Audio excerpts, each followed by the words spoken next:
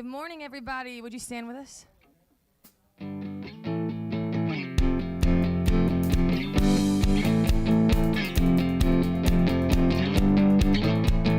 Heaven thundered and the world was born. Life begins and ends in the dust you form. Faith commanded and the mountains moved. Fear is losing ground to our hope in you. Unstoppable God, let your glory go on and on. Impossible things in your name, they shall be done. See, freedom conquered, all our chains undone. Sin defeated, Jesus is overcome. Mercy triumphed when the third day dawned. Darkness was denied when the stone was gone. Unstoppable God, let your glory go on and on. Impossible things in your name, they shall be done. Whoa. Unstoppable God, let your glory go on and on and on and on. Impossible things in your name, they shall be done. Nothing shall be impossible. Your kingdom reigns unstoppable. We'll shout your praise forevermore. Jesus, our God, unstoppable. Nothing shall be impossible. Your kingdom reigns unstoppable. We'll shout your praise forevermore. Jesus, sing that one more time. Nothing shall be impossible. Your kingdom reigns unstoppable. We'll shout your praise forevermore. Jesus, our God, unstoppable. Unstoppable God, let your glory go on and on, on and on. Impossible things in your name, they shall be done. Oh, unstoppable God, let your glory go on and on. Impossible things in your name, they shall be done. Go shake somebody's hand, tell them good morning. If you see a new face, say hello.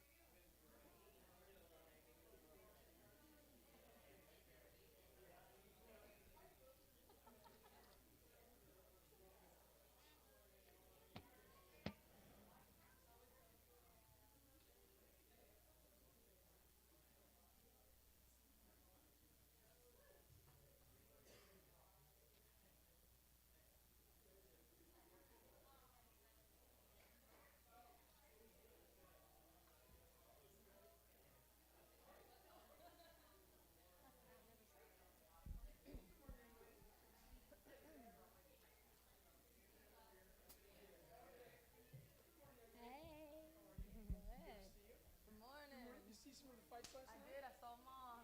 I didn't see them all because I don't pay for it. It's not worth it by myself. It's not. It's not. It's so. And I can watch it the next day or 2 days. Yeah. So yeah, I don't want to the card. But there were some good fights on the prelims. Sure. Wow. Super good. I like that some people rise to the occasion. Oh yeah. And it's like, wow, that person's looking really impressive. So yeah, that was cool. It was. Hey, come on, brother. You see it?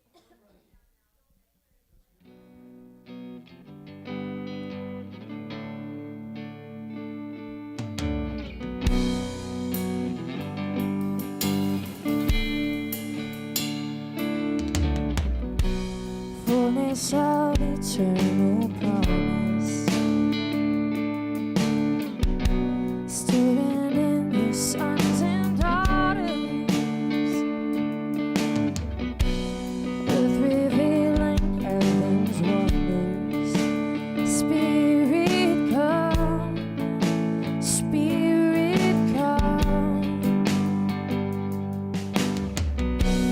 What you spoke is now unfolding,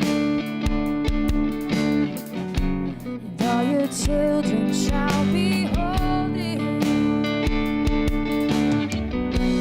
Dreams awaken in this moment. Spirit come, Spirit come. Pour it out, let your love run over.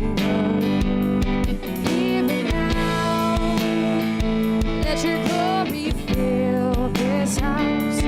Pour it out, let your love run over.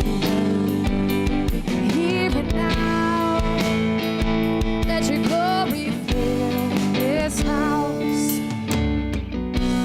Now the world awaits your presence, and this power is within us. We will rise to be your witness. Spirit come, Spirit come. Pour it out, let your love run over. Here and now, let your glory fill this house.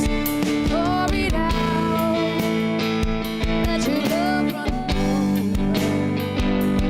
Here and now, let your glory fill this house.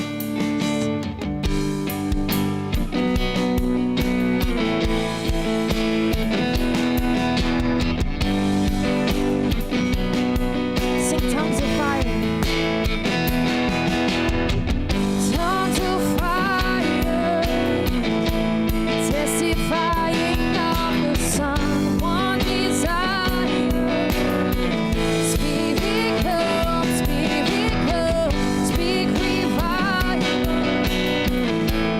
Prophesy like it is done, one desire. Spirit come, sing that one more time. Tongues of fire, testifying of the Son, one desire. Spirit come, speak revival. Prophesy like it is done, one desire. Spirit come, Spirit come.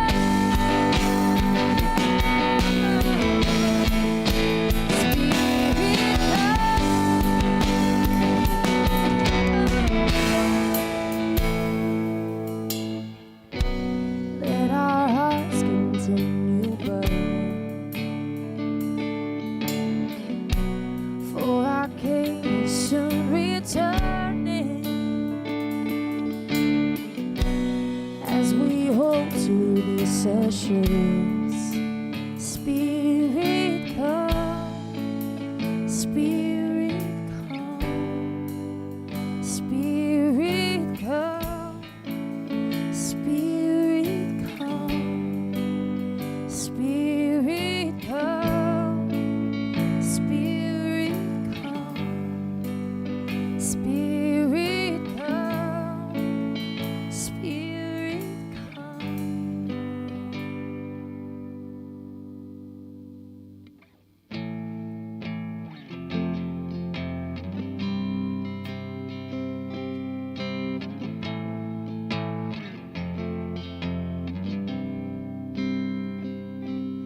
I stand before you now, the greatness of your renown.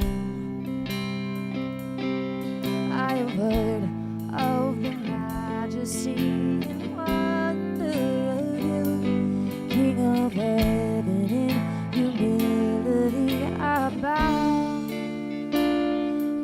as your love and wave after wave crashes over me, crashes over me. For you are for us, you are not against us.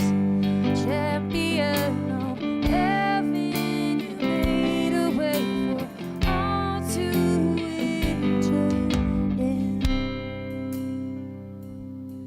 I have heard you call my name. I have heard the song of love that you say.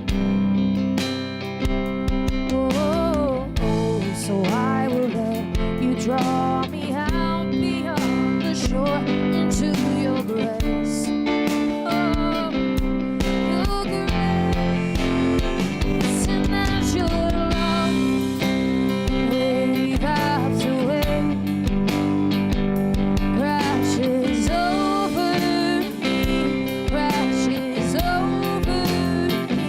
For you are for us, you are not against us. Champion of heaven, made a way for all to enter in.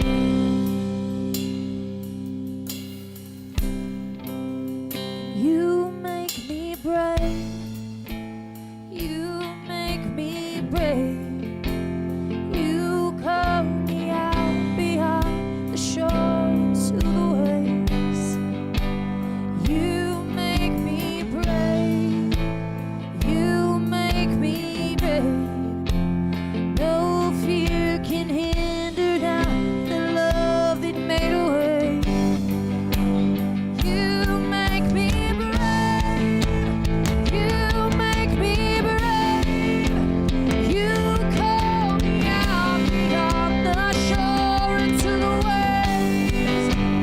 You make me brave, you make me brave. No fear can hinder now. Love, can you make me brave one more time?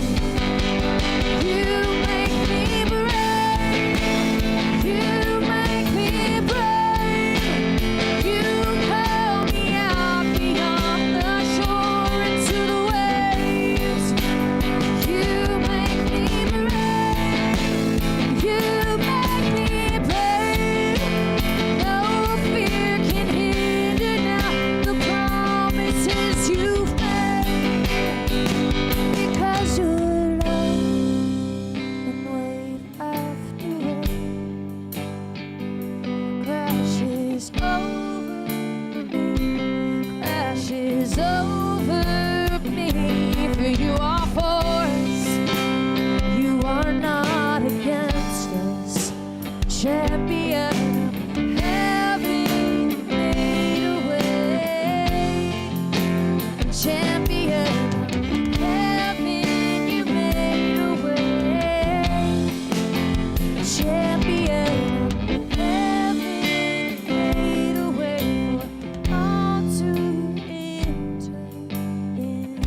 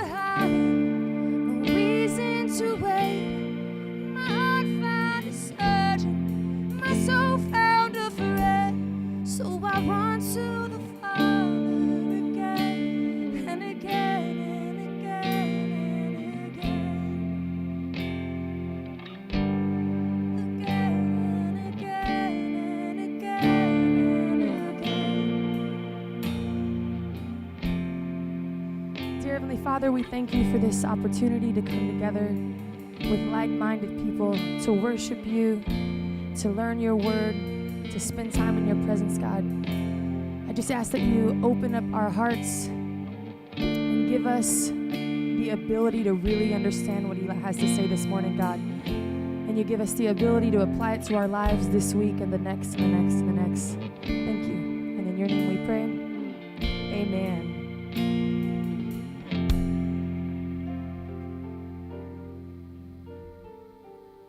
While we wait, John's going to do an interpretive dance with lightsabers.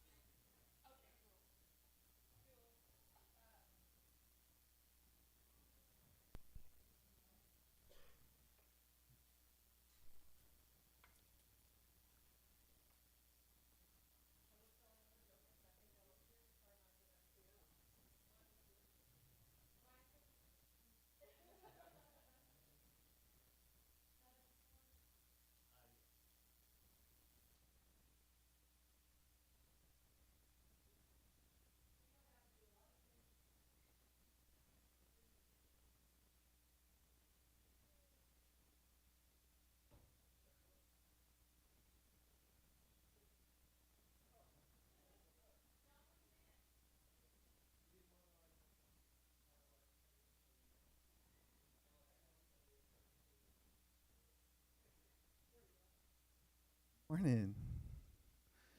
Woo! I'll tell you what, it's fun being back there with the kids, guys. They tell you all kinds of fun stuff. They'll share life secrets with you. You guys, parents, you got something to hide. You better not be hiding it because they be telling everybody. They tell everybody everything. It's fun. I'm not spying or nothing on you. I'm just listening. No, it's been. We had a good time this morning. We've been talking about things we're thankful for, and so that's pretty much the whole month. And so we just do activities where we say something we're thankful for, or we'll play a game, and in order to get the points, they actually have to say something they're thankful for. You know, you just kind of keep forcing them to reflect on it. And so this morning we had to write 5 things that we were thankful for, or draw 5 things we were thankful for. And so you get some really interesting stuff. You know, a lot of people will go straight to family, but not everybody. We had one that was thankful for clothes. That's a good one. Thankful for toys. And Avery said she was thankful for her friends because they give her love. And I was like, that's sweet. Thank you. You know, not me, but I mean, thank you to everybody else. So it was really fun. And later, they don't know this yet, but they have to draw something they're thankful for, but it has to be invisible. So that's a challenge. We'll see what they come up with later. You might ask them about it, see what they came up with.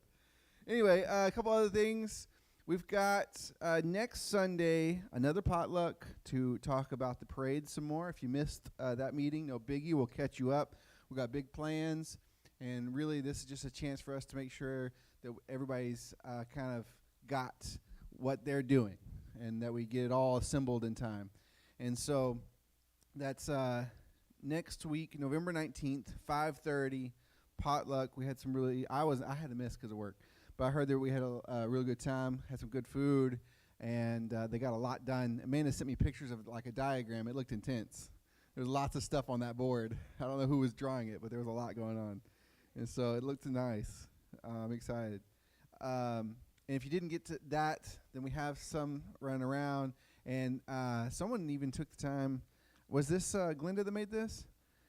She's already made time to even put all the stuff where it goes. Like, this is where the stuff's going on. This is amazing. She put all the stuff in the trailer already. We already know what we got going on. It's great.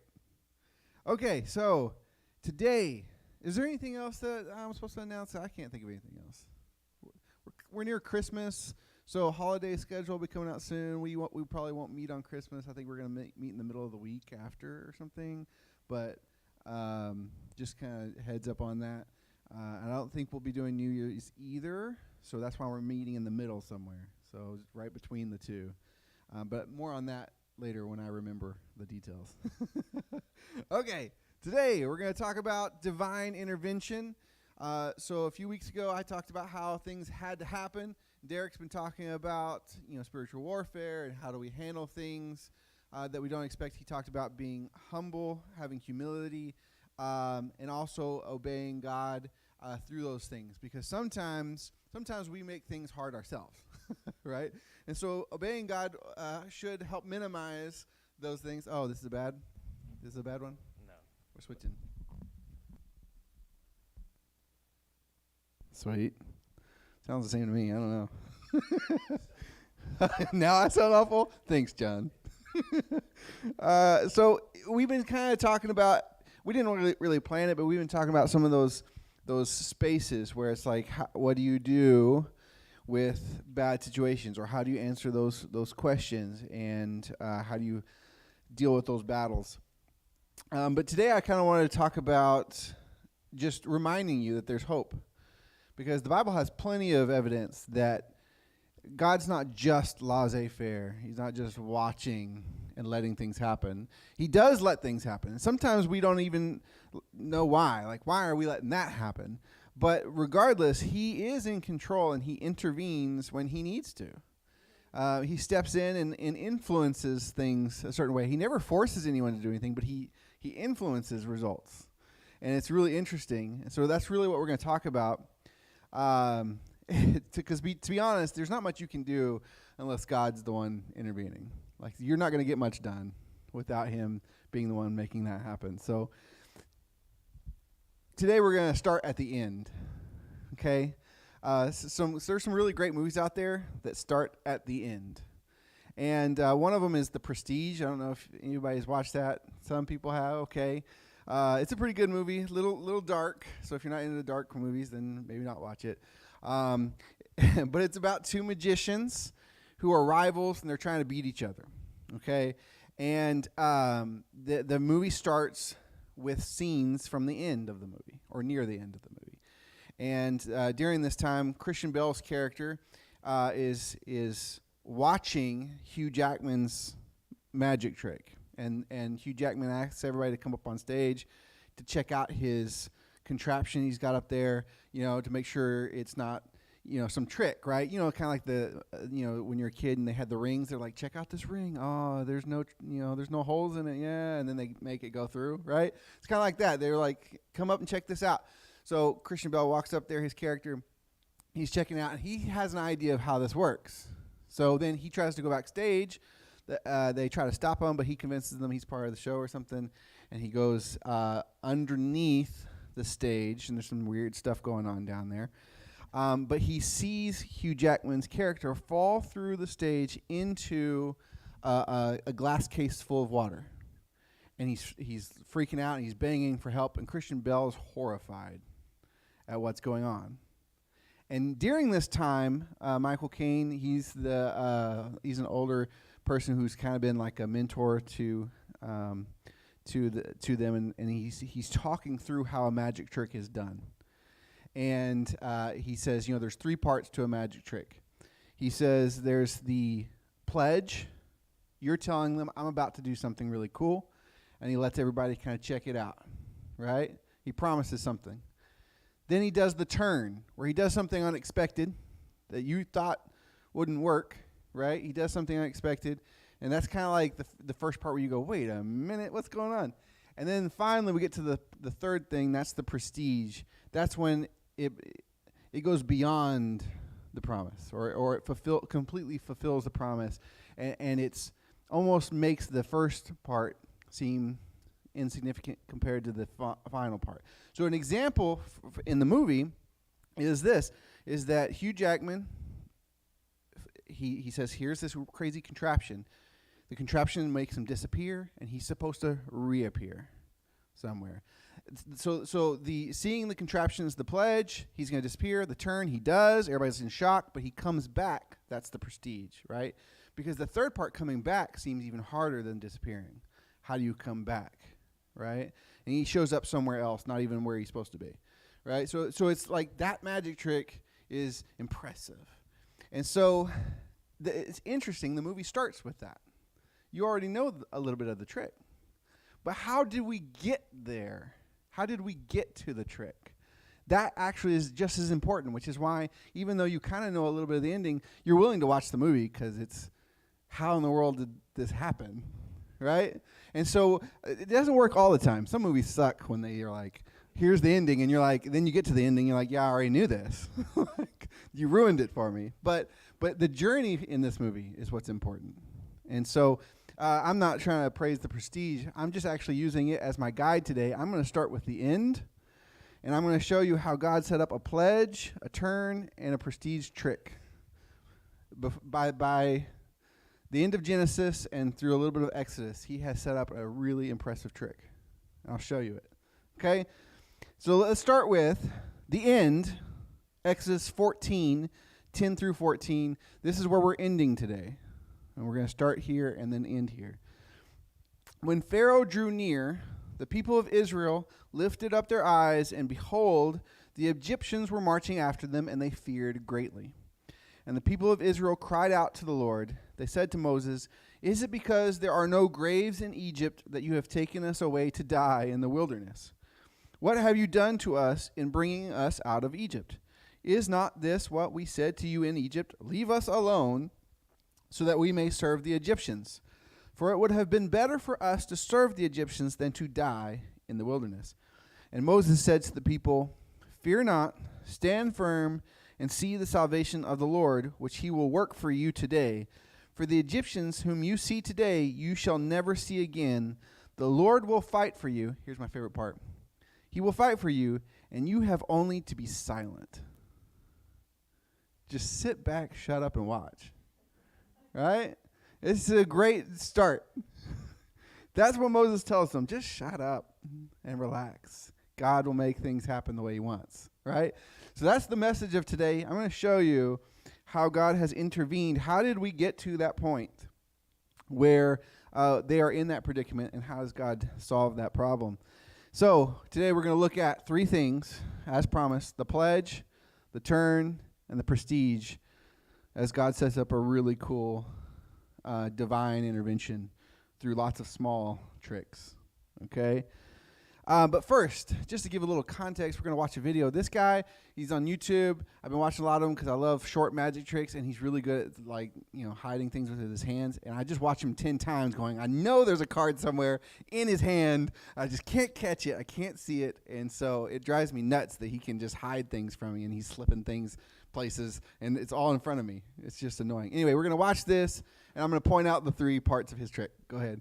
Yo, what's up guys? Jason Ma the Magician, and in this video I'm going to be teaching you the infamous 4-ace trick. This is a routine that I put together a few years ago. It's fun. It's a lot of fun. It's good for social media. It's good for live people. It's just fun. Look, I could hype this up for the rest of my life, but let's just get straight into showing you what the trick looks like right now. Right, it's finally time to share with you the 4-ace trick. I have to put these on because it makes me look smarter than I am. Check it out. We got 4 aces. 1, 2, 3, 4 of those suckers right there. And all you've got to do is pay close attention to these aces. They're going to be flipped face down and then placed into the center of the deck. I want you to see as fairly as possible, each one going in one at a time. All aces into the center of the deck and in different areas. Look at that, huh? 4 aces separated throughout the pack. This will make it impossible to manipulate the cards. All you've got to do is pay close attention, because I'm going to press an ace in like so. I'll even press in a second one, and then I snap twice. And then 2 aces will rise through to the top of the deck. How cool is that, man? And the frames have nothing to do with it, because look, they're not even real. Of course, check this out. You can see there is no ace on the top of the deck, and yet when I press an ace in and snap the fingers, one of them rises through to the top. Isn't that freaking nuts, man? This, of course, leaves us with lucky number last. That one there is going to be in the middle. You can see there are no marks. There are no breaks. The only way to get that ace to come to the top is to wave and snap. And oh, wait a second. Oh, wait, it's actually, sorry, it's just a wave. It's just a wave. It'll come through to the top. That way, when I put it into the center of the deck, I can snap the fingers and it rises back through again. And that is the 4-ace trick. And these, ow! I just poked myself in the eye. The trick is... Anyway, so he spends the rest of the video trying to train people how to do it, which includes 3 things he has to teach you in different videos for you to even understand what he's talking about. Because there's a lot of stuff going on, I guess. I don't know. I couldn't follow. So even the explanation's too much. But there's 3 things he does. He promises to do something cool with 4 aces, right? He shows you the 4 aces, and then he starts setting up the trick by putting them in random places in the middle. And you think there is no way. They're not gonna, obviously, we don't believe in magic. It's not going to just pop to the top. How is he going to do it? Then he sets up the trick with what you go, already you're going, okay, this guy's doing something crazy, right? Because he puts them in there, and then he snaps, and 2 come up at the top right away. How did they get there, right? They were in the middle of the deck. Now they're on the top, right? So that's the turn. He's already got you hooked. He did something pretty crazy. But to really finish the trick, you can't just keep snapping and keep showing up more aces. You got to do something beyond that, right? You got to really, like, have some flourish. Right? So what he does is he snaps. It's not the right thing. He's like, oh, that's right. I'm just going to rub my hand over it, and it's going to be the ace. And then you're already like, what kind of weird trickery and wizardry is that? But then he's like, now if I put it, somewhere over here, I can now snap and it'll show up. So you watch him take the ace, or we assume. You watch him put it in the deck, and then he snaps, and then it comes back to the front again. Like, how? How do you do that, right? It's just crazy magic tricks. So I wanted to give you that, just kind of an idea. That's what I'm talking about. Like, it sets it up, a promise, and you're like, and you're kind of watching, right? Like, because we don't really believe in magic, not that kind of magic, right? And so we're kind of, and we're already watching his hands, and then he sets it up, and bam, he gets. You just, how does he do it? Yeah, mind blown, right? I feel the same. Okay, so I'm going to show you how cool God is too, except it's real. It's not fake. So even more impressive. So here's the pledge. God shows up, Genesis 12. He calls out Abram and says, hey, you, I'm going to make you, not because you've done anything right. I'm going to make you the father of many nations. I'm going to bless you. The whole world's going to be blessed from you. I'm going to find a place for you to thrive. Lots of promises going on. But God's going to do something with this guy, right? And he promises a child so that they can have descendants. So that's the pledge. And then we get to verse 10. Genesis chapter 12, verse 10. There was a famine in the land. So Abram went down to Egypt to sojourn there, for the famine was severe in the land. When he was about to enter Egypt, he said to Sarah, his wife, I know that you are a woman beautiful in appearance, and when the Egyptians see you, they will say, this is his wife. Then they will kill me. This is tough times out there. But they will let you live. Say you are my sister, that it may go well with me because of you, and that my life may be spared for your sake. So when Abram entered Egypt, the Egyptians saw that the woman was very beautiful. And when the princes of Pharaoh saw her, they praised her to Pharaoh. And the woman was taken into Pharaoh's house. Too far already. And for her sake he dealt well with Abram, and he had sheep and oxen, male donkeys, male servants, female donkeys, camels. So he's blessed just because he's the brother to this lady. But here's divine intervention number 1. The Lord afflicted Pharaoh and his house with great plagues. It's not the first time it's going to happen to this house. Because of Sarah, Abram's wife. So Pharaoh called Abram and said, what is this you have done to me? How they figured this out, I do not know. Why did you not tell me that she was your wife? Why did you say she's my sister, so that I took her for my wife? Now then, here is your wife. Take her and go, because they don't want to mess around with this God no more. And Pharaoh gave men orders concerning him, and they sent him away with his wife, and they got to keep what they had too, right? Really crazy story. You would think they'd learn their lesson here, but they actually do it a second time right after this. So, a little slow to figure out the point. But we can already see God didn't make Pharaoh do anything. He didn't even make Abram do anything. In fact, he didn't even tell Abram anything. He just showed up and said, I can influence this. Plagues. And then waited. And then Pharaoh's like, whoa, and made the decision himself. Right? God gets the result he wants through intervention, because he has control over those things. Okay. Now, we get to the point where Sarah is getting older, and she's complaining, because she was promised a son. Lots of things have happened by this point, but she's complaining because she hasn't born a child. And so this is Genesis chapter 18, verse 9. They said to him, where is Sarah, your wife? And he said, she is in the tent. The Lord said, I will surely return to you about this time next year, and Sarah, your wife, shall have a son. and Sarah was listening at the tent door behind him. Now Abraham and Sarah were old, advanced in years. The way of women had ceased to be with Sarah, so it should be impossible to have a child. So Sarah laughed to herself, saying, after I am worn out and my Lord is old, shall I have pleasure? The Lord said to Abraham, why did Sarah laugh? I love it. God's sitting there listening. Why did Sarah just laugh and say, shall I indeed bear a child now that I am old? Is anything too hard for the Lord?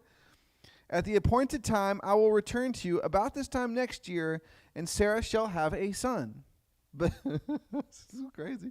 Sarah denied it, saying, I did not laugh, for she was afraid. He said, no, but you did laugh. Just a final statement there, like, like who's going to get the last word? God got the last word there. Now, Sarah says it's impossible based on, how things work. Biology shouldn't be able to have a child, and after this, Isaac is born. That's intervention number 2. I think God did it on purpose. He's like, I'm not letting you have a kid until I say, right? So they can't have a kid. And then he comes in and says, and now. When it's impossible, because God can intervene with whatever he wants. He can break your expectations in science, or he can, influence you through plagues, whatever he wants. So that's what happens here. Bam, Isaac's born. Blows everybody's mind. Okay, now you think, well, that's kind of about it, right? In fact, we'll read this part first, but. You would think that's it. Like, he kind of got the promise was he was going to have, a lot of generations of people, right? A large party. But Isaac's only one. So we're going to talk about that in a second. But first, let's read this. Genesis chapter 21, verse 1. This is just the completion of this story. The Lord visited Sarah as he had said, and the Lord did to Sarah as he had promised. And Sarah conceived and bore Abraham a son in his old age, at the time of which God had spoken to him. Abraham called the name of his son who was born to him, whom Sarah bore him, Isaac. And Abraham circumcised his son Isaac when he was 8 days old, as God had commanded him. Abraham, by the way, was 100 years old when his son Isaac was born to him. And Sarah said, God has made laughter for me. Everyone who hears will laugh over me. And she said, who would have said to Abraham that Sarah would nurse children, yet I have borne him a son in his old age. So both of them are old, impossible for her. She's definitely excited. Now, you would think that this is enough. Pledge has been fulfilled, right? I mean, that's enough. For me, that's enough tricks to have done the magic trick. I'm happy. I walk away. I paid good money for that show. That was great. It was worth it, worth my time. Don't feel cheated. And but that's not quite right, because Isaac is a single person, definitely not the multitude promised. Although, just to be clear, Abraham had actually many other wives at this point, other girlfriends even who had children. He had lots of children. Just the one, though, that God promised where his family would come from. So it's very interesting. And they definitely haven't blessed the world yet. So there's got to be more to this trick, right? Because he hasn't quite done the trick. He's just set up the promise, right? We got the first part. So here comes the turn, right? God's going to pull out some surprises at this point. Some of the things you weren't expecting as part of this trick, right? So he's going to do it, but if he took the 4 aces and then looked through the deck, pulled them back out, put them on the top, you wouldn't be impressed, right? Now he's going to do something you don't expect. So that brings us to Genesis chapter 25. Isaac prayed to the Lord for his wife because she was barren. It's a very common theme in the Old Testament. Being barren was a just consistent thing for a lot of, at least these women, right? So the Lord granted his prayer, talking about Isaac, and Rebekah, his wife, conceived. She couldn't. God intervened. That's enough already. Bam. Child, because God stepped in. The children struggled together within her, and she said, if it is thus, why is this happening to me? There's that question we talked about a couple weeks ago. You don't get to ask. You don't know. So she went to inquire of the Lord, and the Lord said to her, so here's his answer, 2 nations are in your womb, and 2 peoples from within you shall be divided. The one shall be stronger than the other. The older shall serve the younger, which was unacceptable at the time. That is not how things work. When her days to give birth were completed, behold, there were twins in her womb. The first came out red, all his body like a hairy cloak. Gross. Some people call every baby cute. No. Some of them come out weird. I'm just saying. They're a little deformed, and then they turn out okay later, but it's just weird. All right, the first one, though, the red one, the furry one, they called him Esau. Afterward, his brother came out. This is interesting. The brother came out with his hand holding Esau's heel. So his name was called Jacob. And Isaac was 60 years old when Rebekah bore them. Okay, so this is an interesting story because God has already told her, not only did she not have children, she couldn't have children, but now she's having twins. God made that happen. Then she's like, why are they fighting so much already in my womb? And he's like, let me tell you, they're not going to get along. And I've picked the younger one, which is incorrect, right? I've picked the younger one. So God just intervenes. He's like, this is what I want. This is what's going to happen. You're going to have children, and I'm also going to raise up the second one. Super weird, right? So Jacob's a trickster. He only gets there through his trickery. God knew this, of course, and still picked him. But Jacob receives his blessing through trickery. He tricks his brother into getting his father's blessing. So even though Jacob didn't plan on actually blessing the second son, God still made it happen in a way, right? So Jacob then is tricked himself later because he runs away with the blessing. He's tricked into marrying an older daughter. He wants to marry the younger daughter. He ends up with the older daughter and didn't know it somehow. And then realizes he's going to have to work, now a second time. Yeah, just to marry the person he wanted to marry in the first place. So that's an interesting story. So he got tricked. And then the second wife, the younger daughter, she struggles to have children, and it's a whole thing. And then the other one struggles, and there's just lots of struggles having children again. But eventually, Jacob has a son named Joseph, whom the Bible says he loved more than the others, which is just so interesting. It was so evident that everyone knew he loved him most. And so he loves him, and then they make this coat for him that's got many colors. And so he stands out, and then this happens. God takes what already is probably a pretty prideful little boy, who his brothers already are probably a little envious of. God takes that guy and says, I'm going to intervene. Not in the way you expect. He makes it worse.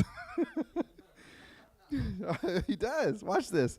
Genesis 37, 5 through 8. Joseph had a dream. Where'd this dream come from? From God. He's intervening.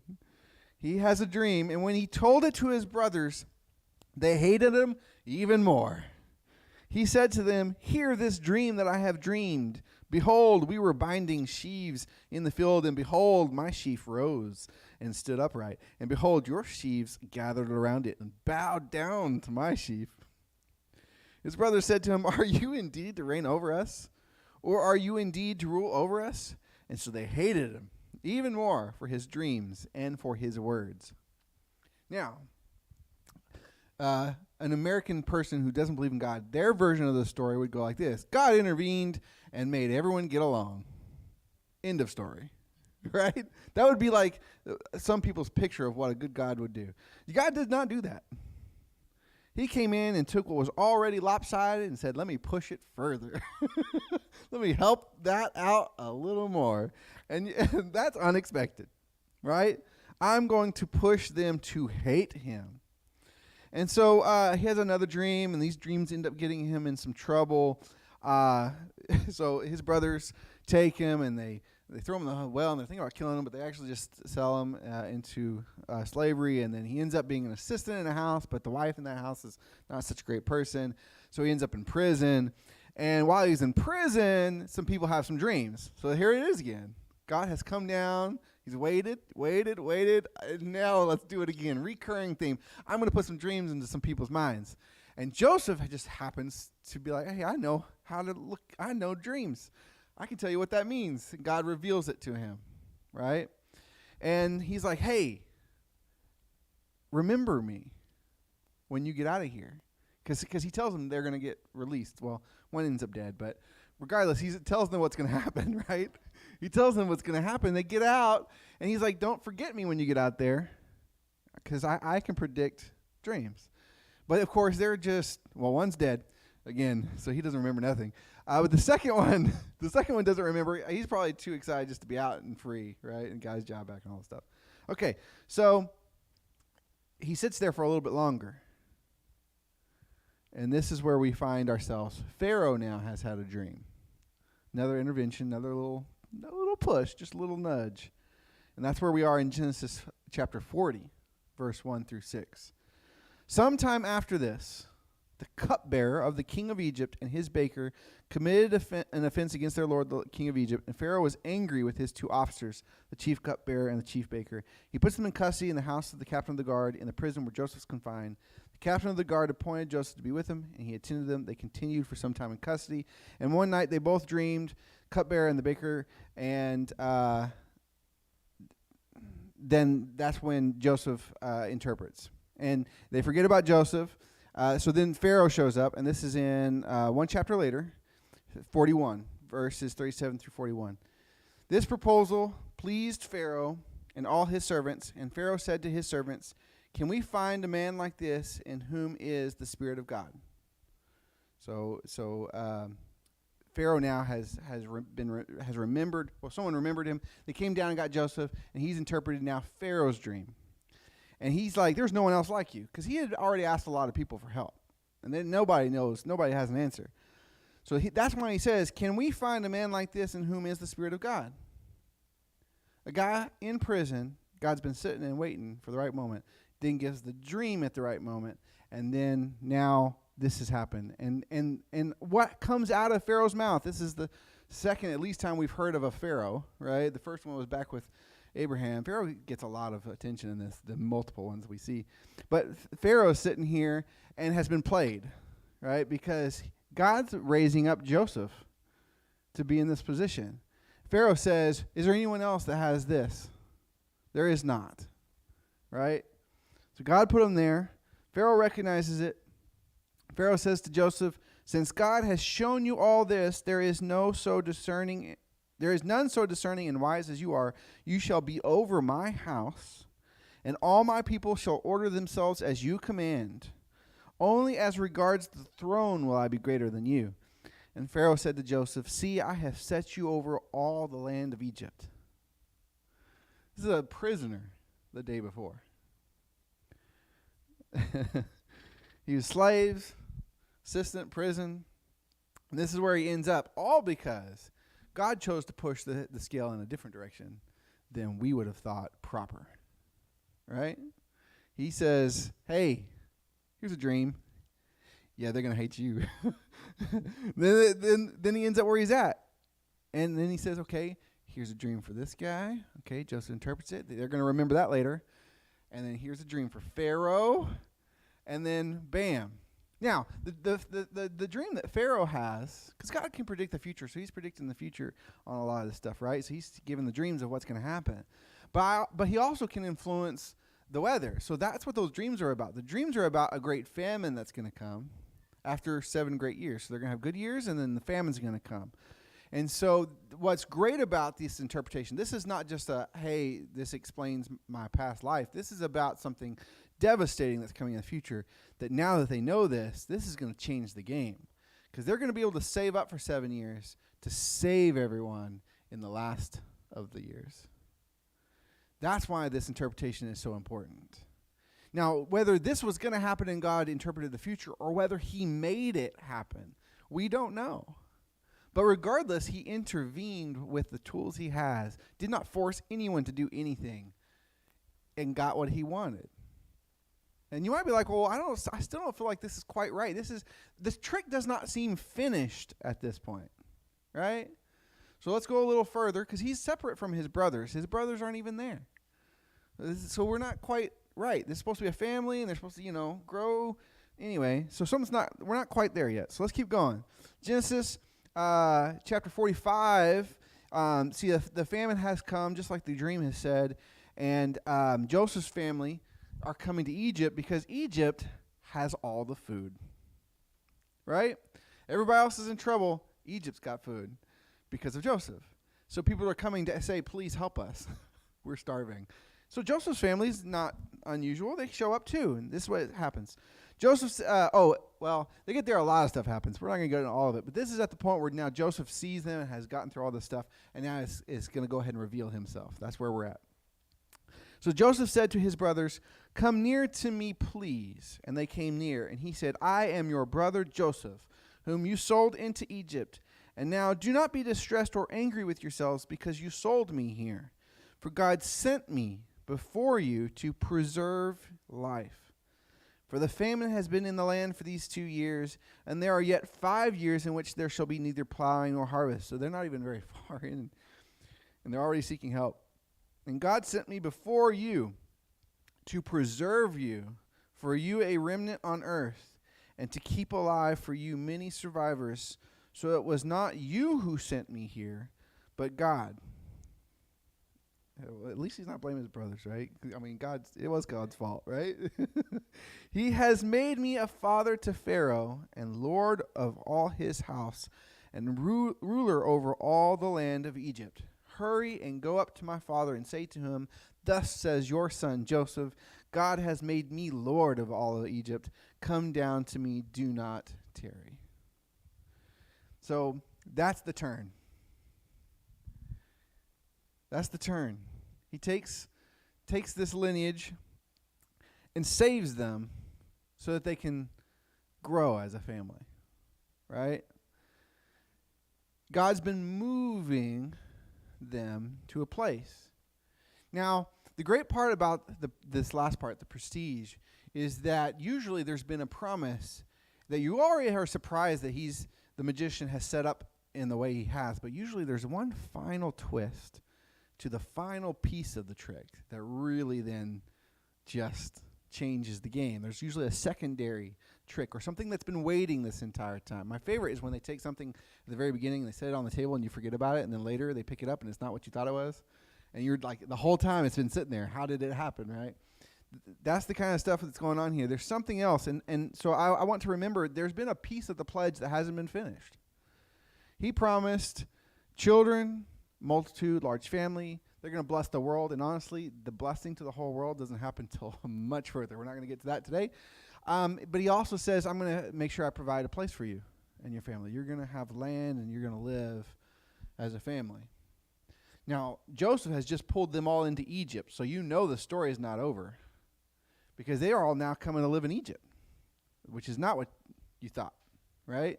So at this point, maybe they're thinking, well, Egypt's going to be our land. We're going to take over. But that's not how this works. See, at this point, at least from Joseph's perspective, you can tell in his voice, he's been impressed. He has been impressed by what God did. That's why he thanks him. He says, I thank God sent me. And it was to save you guys. He's been impressed by the trick. Usually, in a magic trick at this point, you're not really thinking about what's next because you've already been impressed. And you've also stopped looking for the trick because you're just too busy being blown away, right? That's how they're feeling right now. If you think back to that trick where he had the aces, right? Snaps the first few aces, goes through those real quick. So at this point, like if he was to snap and pull up another ace, you'd be like, well, that's still impressive. But he doesn't. He shows you the card and then does something weird. He rubs it and it becomes something else and then puts it in there and still comes to the top. That's the part we're about to get to, the really impressive part of this whole thing, right? That final piece of the pledge. Now, of course, we know a magician, when he's doing it, I want to set this up before we get to this end, because then we'll be about done. What's really impressive is that the magician, he knows everything. He knows where all these hidden cards are, right? So I guarantee there were some aces at the top that whole time. I don't know how he did it, but I guarantee he had some aces hidden at the top. Now all he had to do was take the first 2 off. I don't know how he did it, right? I'm still thinking about it. It bothers me. I'm going to have to watch the rest of the video and figure this out. Okay, but he knows. He knows what aces are in his hands, which ones are in the right place in the deck, or if they're underneath on the bottom of the deck. Like, he knows where the aces are at all times. He's just waiting to show you, right? When the time is right, when the trick is ready to be revealed, the magician then pulls everything back together. It was not luck. It was planned from the moment the video started, right? And that's what is happening here. God has this idea, and they're just kind of along for the ride, and then at this point they're impressed.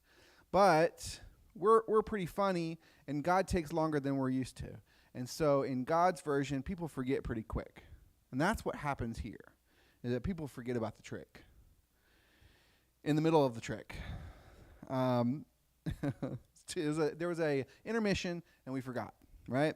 So the Hebrews at this point have become slaves in Egypt. Lots of things have happened. Because here's the thing. They have been multiplying, just like God said. And they've become so large, but they're not Egyptian. They have their own weird ways, right? So there has been coming, they're just like we have all the time in the world we still deal with it. They were finding a divide between two cultures living in the same place. And they can't get along, and obviously Pharaoh would, this is Pharaoh's son or son of son, I don't know, it's been a while. And he's like, this can't keep going like this. So we're going to make them work. We're going to make them slaves. And it gets to the point where he's like, we're going to throw out all the firstborns. Like, we got to do what we can to cut this population down. Or they will just have so many people, they will overrun us. They'll be able to take us down just from numbers, right? So we can't allow this to happen. He orders all the firstborns thrown into the Nile. Big problem. But something interesting again happens. Okay, we got another child who God chooses to do something different with. And here we are, Exodus chapter 2, verse 1 through 10. A man from the house of Levi went and took as his wife a Levite woman. The woman conceived and bore a son. And when she saw that he was a fine child, she hid him 3 months. When she could hide him no longer, she took for him a basket made of bulrushes and daubed it with bitumen and pitch. She put the child in it and placed it among the reeds by the riverbank. So, that wouldn't sink and all this stuff, right? And his sister stood at a distance to know what would be done to him. This is, interesting. The daughter of Pharaoh came down to bathe at the river while her young women walked beside the river. I don't know if they planned this. I don't know if they put it in the right place hoping that they would see. I don't know. I don't know how this worked. You watch Prince of Egypt, he floated down that thing. Oh, wow, right? Avoided alligators and all kinds of stuff. I don't know how that worked. But here it was placed, and then here comes the daughter of Pharaoh. So she saw the basket among the reeds and sent her servant woman, and she took it. And when she opened it, she saw the child, and behold, the baby was crying. She took pity on him and said, "This is one of the Hebrews' children." Now, a good daughter, from Pharaoh's perspective, she would have drowned that baby. That was Pharaoh's expectation at the time. They should have killed that baby immediately. That was the rule. In fact, someone messed up. He's older than he's supposed to be, right? So now we got to hunt down how this happened in the first place. That's not what happens. Pharaoh's own daughter takes pity on the child. And his sister said to Pharaoh's daughter, "Shall I go and call you a nurse from the Hebrew women to nurse the child for you?" And Pharaoh's daughter said to her, "Go." So the girl went, and I don't know how this happened, but called the child's own mother. And Pharaoh's daughter said to her, "Take this child away and nurse him for me, and I will give you your wages." So she's getting paid to take care of her own child. So the woman took the child and nursed him, and when the child grew older, she brought him to Pharaoh's daughter, and he became her son. So he grows up a prince of Egypt. She named him Moses because she said, "I drew him out of the water." It's pretty crazy, right? Pretty interesting little story there. And some people could just say this is happenstance, just happened to happen, But What comes next makes it pretty clear that this was set up, right? So now what's crazy is, right, that's it. And then he's an adult, and then he sees some Hebrews being mistreated, so he kills a guy. Like, we get there quick. Bam! Moses is grown up, he murders somebody. And so he runs off, meets some distant cousins, gets married and all the things.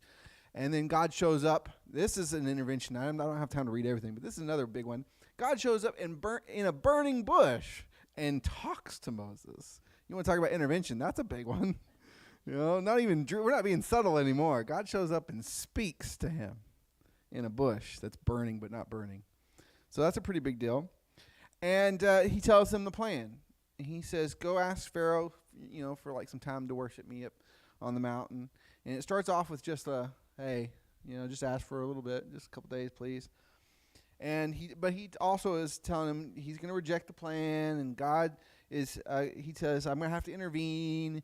And so that's what happens. God intervenes. Now, I'm going to skip this. You know a lot of this story. There's a lot of plagues that happen, bad things, frogs coming out of places, and bugs, and, disease, like it's bad, right? And this is like, what, the third Pharaoh? This is like, I don't know what God had with the Egyptians, but those poor guys are puppets, right? This is the third one. And he won't let them go. He just will not. So we now have gone full circle. We started with a man killing babies, killing firstborns to lower the population. God asks for a few days, he doesn't give it, and then God says, well, I'm taking you out completely. And Moses keeps asking, a relative of sorts. Pharaoh keeps saying no, and then we find ourselves at the 10th plague.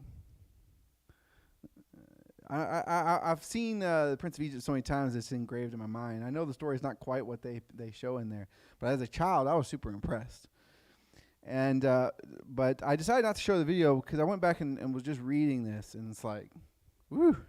There's a whole lot of setup before this, by the way, because they set up for the Passover and the blood of the lamb on the doorpost, which is its own sermon, worth time looking at in itself. In fact, the whole hint of the blessing to come, the final part of that, the pledge, which is much later, is kind of foreshadowed there. But we're not going to stay there. We're going to read this. This is Exodus 12, verse 29 through 32. It says, at midnight, all the best stuff happens at midnight. The Lord struck down all the firstborn in the land of Egypt, from the firstborn of Pharaoh who sat on his throne to the firstborn of the captive who was in the dungeon. So no one got spared. And all the firstborn of the livestock. God don't play. Pharaoh rose up in the night, he and all his servants and all the Egyptians.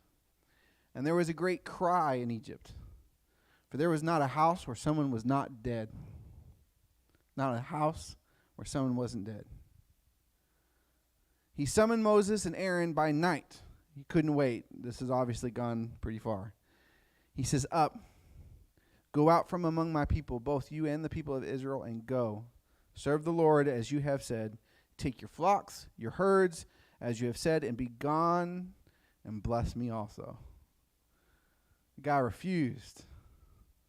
God kills a majority of the place, and now we're listening. One of the biggest interventions in the Bible. It doesn't get much bigger than that one. So sometimes you think, well, how far would God go, right, to get his plan done? He'll go pretty far. He will get it done. He doesn't force anybody. He doesn't make them. He just withdraws his hand. You want chaos? That's what you want? You don't want to obey? Fine. You can have it your way. And he takes his hand away and people die. And then he shows back up and says, are you sure? Pharaoh says, I'm going to go ahead and let them go. I think that's enough, right? Now, you would think that's the end of the story, but I promised you, I read the end at the beginning. And we're not quite finished. Because that in itself, to me, would have been like, That's good. But Pharaoh forgets quickly, and he gets agitated after they are taking all the stuff. Half the people leave. Half of most people, a lot of people are dead, and then they got all these slaves, and now they're leaving with their stuff. He finally is like, you know what? No, I'd rather die and try to take these people down than let them go. Right? The whole grief part maybe is past a little bit. Now he's just mad. There's like stages of grief. He's in the mad stage. So he chases them down. He gets some chariots out, gets all the crazy people that are left. They're still alive, dead, still laying around. And he's like, let's go hunt these people down, and we're going to kill them all. We're just going to say, you killed us, we kill you kind of thing. We're going to make it even. So that's what they do. They chase them out. And Moses and his people have gotten to the river, or to the sea, and then they think they're stuck. Right? It's like a dead end. I don't know if they just didn't know how to navigate, or if they thought they were going to rest there and go around. I don't know. They get to a point though. There's nowhere to go. Pharaoh's coming down. They're stuck. And that's when the people say, "Why did you do this?" Because at the very beginning they said, "Moses, please leave us alone. You're just going to make things worse." But then, of course, they get out. But now here they are facing death again, and they're like, "I told you, Moses. Just leave us. You should have left us alone. We could have died there. We don't have to die out here. We could have died there, or lived and been slaves." And this is when we get back to Exodus 14, verse 13 through 14. Moses says to the people, "Fear not. Stand firm and see the salvation of the Lord, which he will work for you today. For the Egyptians whom you see today, you shall never see again. The Lord will fight for you, and you have only to be silent." At this point, the reader, me, goes, "Y'all just better shut up." But you got to remember, they forget. They've been living as slaves. They forgot about Joseph. And they forgot about what God did for Joseph for them. They have forgotten about Abraham and the magic done there, right? They've forgotten all these things. All they can think about is, we don't want to die. And that's where their mind is. And Moses says, just shut up. God's going to get it done. Just let it go. So we get to the conclusion of the movie, because now we're caught up, right? This is how it plays out. I won't ruin the actual movie, The Prestige, for you. You should go watch it yourself if you're interested, but it's kind of crazy. This feels the same. This is a little crazy. This is the final trick where the ace comes to the top. Okay? Exodus 14, 19 through 30. The angel of God, who was going before the host of Israel, moved and went behind them. So they were being led by God. And the pillar of cloud moved from before them and stood behind them, coming between the host of Egypt and the host of Israel. And there was the cloud and the darkness, and it lit up the night, with one coming near the other all night. So God's intervened, right, in a really strange way. And Pharaoh's now just waiting, because he wants to get him, but there's something really crazy going on, keeping him from getting there. So that's when Moses stretches out his hand over the sea. And the Lord drove the sea back by a strong east wind. That's a pretty strong wind. All night it got pushed back and made the sea dry land, and the waters were divided. And the people of Israel went into the midst of the sea on dry ground, the waters being a wall to them on their right and on their left. The Egyptians pursued and went in after them into the midst of the sea, all Pharaoh's horses, his chariots, and his horsemen.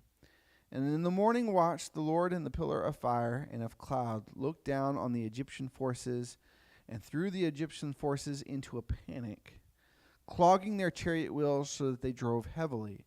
And the Egyptians said, "Let us flee from before Israel, for the Lord fights for them against the Egyptians." He recognized it. He just can't seem to get it right. The Lord says to Moses, "Stretch out your hand over the sea, that the water may come back upon the Egyptians, upon their chariots and upon their horsemen. So Moses stretched out his hand over the sea, and the sea returned to its normal course when the morning appeared. And as the Egyptians fled into it, the Lord threw the Egyptians into the midst of the sea. The waters returned and covered the chariots and the horsemen of all the host of Pharaoh that had followed them into the sea. Not one of them remained. But the people of Israel walked on dry ground through the sea, the waters being a wall to them on their right and on their left. Thus the Lord saved Israel that day from the hand of the Egyptians, and Israel saw the Egyptians dead on the seashore. Israel saw the great power that the Lord used against the Egyptians, so the people feared the Lord, and they believed in the Lord and in his servant Moses. Now that's some prestige trick, right? It doesn't happen a whole lot like that. This was a pretty big one. This whole series of events, one of the most intense parts of the entire Bible. There's some serious stuff done, some intervention. We're killing tons of people, moving bodies of water, closing them when we want, but only pieces of it so everybody else can escape. I mean, this is intense, right? Sure signs that God's in control, which is funny because then they immediately go out and start complaining, cause a lot of problems, and worship cows and all kinds of other weird things. It's pretty insane, right? The memory is not that short, but it gets pretty crazy. And so I have read to you 11 divine interventions in the middle of this pledge, from Abraham to Moses going back home, sort of. Like I said, it takes them a while, but they get there eventually. In that space of time, some generations come and go, but there's 11 divine, clear signs that God has stepped in and made something happen. Now, a lot of it seems really, like, especially at the end, it's pretty sad stuff, right? It's pretty terrible stuff that happened. A lot of people dying. But you got to remember, he started by allowing people who were barren to have children, right? The seed he put in was good. And then those children grew, and then the world wanted to crush that seed. God just protecting his children. That's all he was doing. He had a plan. He has a much longer term plan than even what shows here. And I just see it kind of like a magic trick. You walk away a little smiling a little. At least the reader, I am smiling. I don't know how they felt at that point. But it's just magical. The start of the promise, what he is willing to do, what he will move to get that trick done. And it makes you just want to tell everybody, right? And the reason why I say this is because we've been talking a lot about what had to have happened. Sometimes it's hard to answer questions. Why did this happen? Why did this person die? Why does this catastrophe happen? Why is there a war here? We can't always answer those questions. And Derek's been talking about how what we can do is handle our own spiritual battle, make sure we have humility, make sure we are obeying God. Still bad things happen. But I hope you see this and you say, I have hope. Because I may not be able to get much done, but God sure will do whatever it takes to get what he wants done. There are no boundaries for his intervention. And so I give you the same advice, just a little bit nicer, hopefully, but still the same advice. Just shut up and watch. Just sit back, relax, and watch. And it may not be in your time. It may be slower than you would like, but he gets it done. Whether it's through you or your children or your children's children, he will get the job done. So just sit back, relax. If you can do that, to finish, my daughter asked me the other day, she was in the car, me and Amanda were in there too, and she goes, how do you know God's talking to you? Like, how do you know that he's talking, right? Because if you can listen to his voice, it seems to turn out better in the story, right? So how do you know that? That's a hard one to answer, right? Because she's like, I don't hear any voices. Like, I'm not hearing voices. We're like, well, that's pretty typical. Most people don't. Some people have said, but I've never heard a voice out loud. So it's hard to answer. All we could explain is you learn his voice when you follow. The things you do know to do, you follow that, and you start to learn what that voice sounds like. And then you watch and you see little things, he'll intervene. Little things. Sometimes we forget those little things, but he'll intervene in a little way, small way. And every now and then in a large way. The very same child who was asking this question we thought was impossible to have showed up after we had tried everything. So we have to sit back and listen. Just listen. Because that's when he shows up. That's it. We'll pray. We'll go home. Don't forget next week, Sunday, potluck. Okay. Lord, we thank you so much for the opportunity to be here, to bond, to build relationships, to strengthen ourselves with each other, to encourage each other, just to listen as you guide us as a group, so that we can pass down that blessing, that the good news that you set up from the beginning. And then we appreciate the time that you've allowed, the things that you've intervened for us to be here at this time, to have these discussions. We just appreciate you. We love you. In Jesus' name, amen. Y'all have a good week.